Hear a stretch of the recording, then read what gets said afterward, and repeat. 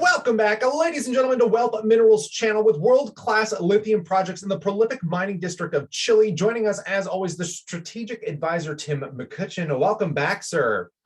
Thank you. Thanks for having me. Always a pleasure to have you back. I'm really looking forward to updates because last we spoke, I feel like we've gone into a whirlwind of geopolitical events. We're seeing commodities explode, almost a short squeeze on what was going on with nickel. And I wouldn't mind just kind of getting a general overview of being directly in kind of this lithium, the super hot market. How do you feel about this and what do you think is going on?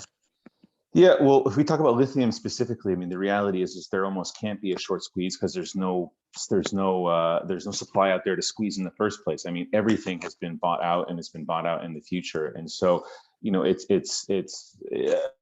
there's no elasticity in the market at all. So as you probably have noticed, for the past 2 years, prices have rallied very, very strongly. And despite people sort of thinking otherwise, they have stayed very high and they keep on staying high. And that's simply a function of there simply not being enough supply of lithium relative to the demand. And demand is constantly growing and supply is not. I think people who are inside the market and look at the sort of the math behind it, it's very clear that lithium prices are going to stay high for a very long time. And so that is lithium. As far as the broader commodity space, there's a lot of implicit leverage in just-in-time inventory and just-in-time sort of stocks and everything else. The world economy has grown obviously over the past decades, and the mining and processing of raw materials has not. And this is famously captured. I mean, if you look at any sort of supply chart of copper or gold or nickel or zinc, I mean, what you're going to see is really at best, production is treading water, not really growing. And what that means is that any sort of hiccup in the supply system has reverberations throughout the entire line of sort of production. So, with nickel, I mean, if we take Russia, for example, and the whole geopolitical situation around that, I mean, people forget how important that country is to the commodities market. It's the world's largest palladium producer and exporter. It's the world's, I think, second or third largest nickel producer. It's the world's second largest platinum producer. It's the world's second largest gold producer. It's the world's largest exporter of oil. It's the world's second largest exporter of steel. I mean, it goes on and on and on. It's the world's largest exporter of wheat. And so, basically ripping that out of the global supply chain is going to cause serious problems. And frankly, I think, for your listeners, this isn't going to be over in a day or a week or a month. This is now a systemic sort of bifurcation of how the world is going to work. There's going to be sort of, if you want to call it, for lack of a better word, the Western markets and their suppliers, and there's going to be everyone else and their suppliers. And I think, unfortunately, the policymakers in the West don't really understand what they're getting into. And that's going to be serious problems. I mean, those problems, I think, are solvable if you throw enough money at it, but there's going to be massive dislocation and disruption in the intervening period, which is not going to end in a couple of days or months. Yeah, and I find it very intriguing as well because the miners haven't really been following the metals as closely in the performance aspect, and especially on the junior mining aspect, considering those top 50 miners, like you said, are either treading water or degrading in the actual underlying assets they have access to in those mines. So I really feel like we could be heading into, obviously everyone's talking about the commodity renaissance, but I feel like there's huge value plays in these because the junior mining space isn't exactly that large. And on that note, I wouldn't mind getting some insights and some recent updates on your Chile projects here, because these are massive projects. So what's going on here, and any updates you can offer would be great. Yeah, the election happened in Chile, as you know, in the last year. The new government was sworn in. The new president was sworn in just a couple of weeks ago. Chile it's a robust political environment, meaning that there are a lot of checks and balances. There are a lot of different players all jockeying for influence. And so there might be a lot of rhetoric that you see on the internet, but the reality is I don't really expect things to change that much. I mean, obviously, the thing to keep an eye out for is the new constitution that's being drafted and being, assembled, that will be voted on. But even that, I don't think is going to change things that much, simply because Chile is such a robust political environment. I mean, it's good and bad. The bad part is it's very slow to get anything done. The good part is it's very slow to get anything changed in a bad way, right? So it's sort of your safety brake in terms of social cohesion and social sort of stability. So that from Chile, from a macro point of view, from our projects, we have just signed and we've announced today an agreement with the people in the Ollague area where our second project is to allow drilling there. And this is a huge milestone for us because it accomplishes several things at once. First and foremost, it allows us to drill in Ollague.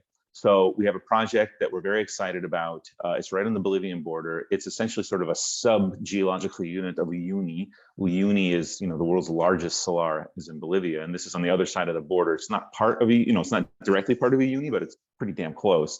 So geologically, we're very comfortable with what this thing is and what we think we're going to find underneath it. It's already been drilled by our neighbor, and our neighbor has come up with results that are very, very positive for what we expect to get when we drill it. So that, in a very direct way, and we've made, and by signing this, the second point is that we now have a chance to demonstrate to the whole world, and in particular to other indigenous people in Chile, that we're going to be a good corporate citizen, that we're going to drill with as minimum of a footprint as possible environmentally and socially, that we're going to hire local people to do all of the contracting work and help us out there, that our crew is going to be housed at local housing so that they'll get paid, there'll be a benefit to the local community, that the people that we bring into the drilling program to help us will be trained in that profession so that they will actually have a profession and a job throughout the country for the rest of their lives. And by doing that, by setting that good example, that opens up the door for wealth to do other things. First and foremost, of course, is Atacama.